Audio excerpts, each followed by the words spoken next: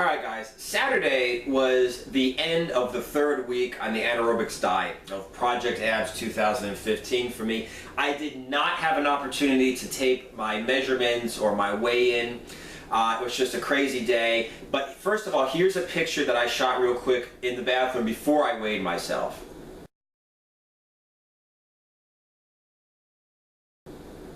So as you can see from this picture, and you can see from some of the other pictures I've been posting in Instagram lately, in the right light, the right time of day, depending upon whether I've eaten or drunk anything, I do have something that resembles a six-pack, okay? Honestly, I think I'm about 5 pounds away from being where I want to be because I have a little bit of fat left on my stomach, I have a little bit of fat left on my hips. So I think I have about 5 pounds to lose before I'm right around where I want to be. And I also want to talk about something today, which is the changes that I'm going to be making to my diet. Okay, in general, I've been on the diet for 3 weeks now, and the changes are interesting. First of all, I lost 4.8 pounds, okay, in the last three weeks, and I lost around my waist 1.75 inches. Now what I'm really finding interesting is what happens to the measurements that I've taken. Not just my waist, not just my body weight, but the measurements around like my arms, my chest and back, my quads, my calves. What I found is the first week I lost 3.8 pounds, okay? I lost like ½ an inch around my quads. I lost like ¼ inch around my chest and my back. I lost a little bit of my arms. And after that, I've been either maintaining or increasing the measurements on my major body parts. So that means that after that first week where I had this massive loss of weight and this massive loss of size, since then everything's been either staying the same or getting bigger. So that means that I'm actually losing more weight, okay? It's just that I'm actually building up muscle, even though I'm in a cut, to replace it. For instance, I went in my chest measurement from 44.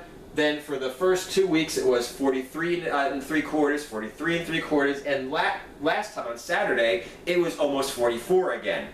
So I know I'm losing fat around my chest because fat accumulates there. I know I'm losing it on my lats because fat accumulates there. But my chest after that first week stayed the same, and now it's starting to get bigger. So that means that I'm building muscle here and in my back to replace the fat that I'm losing, okay? That also brings me over to another thing. I said that I'm doing an extreme version of the Anaerobixx diet. The Anaerobixx diet is basically protein and carbs before and after you work out. The rest of the day, protein with fat. The fat will, for a man especially, keep up your testosterone. It will add calories, which means it gives you more energy. And it will just keep you from getting hungry because it keeps you satisfied. Well, doing this extreme version of the diet, I did protein with carbs before and after I worked out, and I had almost pure protein for the rest of the day. It's lower in calories, and it's lower in fat than I usually go when I'm on this diet, okay? For instance, the way the diet is in that book that you can download from anaerobixx.com/diet for free, I think it's a 2,400 calorie or 2,500 calorie diet. Towards the end of my cut last year, when I first used this diet, before I started bulking, I was actually on 3,500 calories a day and still losing. Well, this extreme version I've been on for the last almost 3 weeks was only like 1,800 calories, okay? So like I said, it's extremely low fat and it's extremely low calories considering the amount of energy I'm expending with the plyometrics, the burpees, the body weight exercises, the jump rope intervals, okay? I said as soon as I felt like I was losing muscle, losing strength or endurance in the gym, just being tired or in bad mood or whatever, that I was gonna go ahead and pump up the fat, which would also pump up the calories. Well, last Wednesday, okay, was my birthday. I was going to do a cheat meal anyway, and I was just like dying for fat and carbohydrates. And it wasn't a mental thing where I wanted to pig out or eat junk food or forbidden fruit what I'm not allowed to eat on my diet. I wanted to eat like eggs, sausage, bacon, pancakes with syrup, coffee with sugar. Okay, I just wanted carbs and fat, just calories. And I said before that I don't think you should be hungry during a diet. Yeah, you might have a feeling like you're eating less food than normal, but you shouldn't be just like dying, just starving like I was. So Thursday and Friday, after I had this cheat meal, I ate normal again.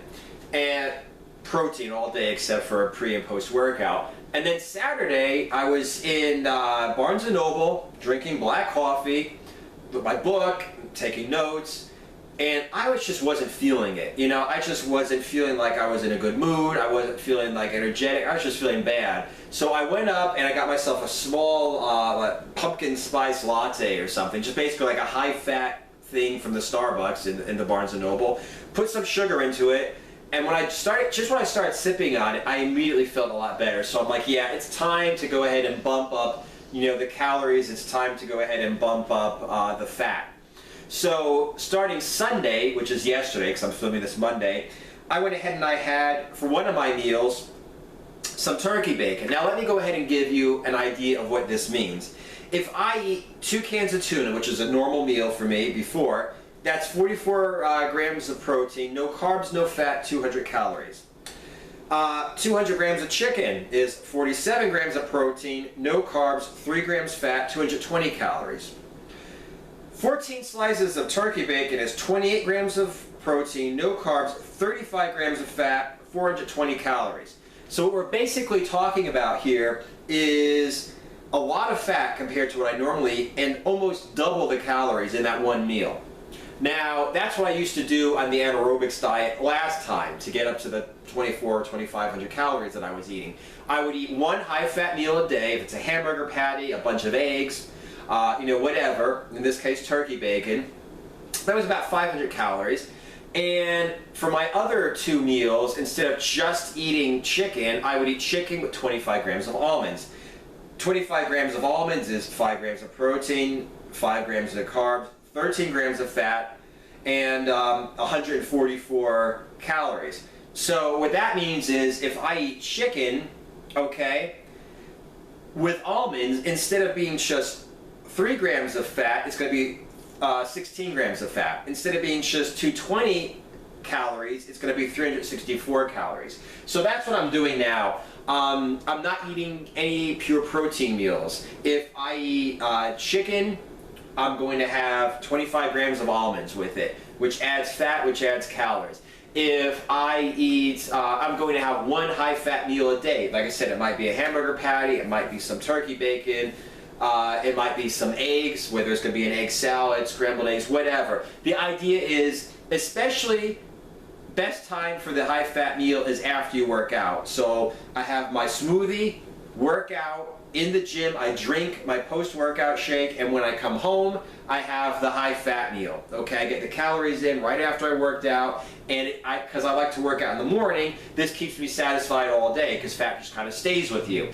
So, you know, like I said, whereas most people will do a small cut in calories or carbs or fat, and when you plateau, they'll kind of go ahead and lower it more and lower it more and lower it more. With me, it's different. I'd rather go extreme in the beginning, and I've said this before, go extreme in the beginning of the diet, and then after a while, start to increase your fat, increase your calories. So whereas you go from a diet, normal people go from a diet and they go less, less, less, less, less, and then they have to do something called reverse dieting, which means adding calories slowly until they figure out what their maintenance level of calories is, where they don't lose or gain weight.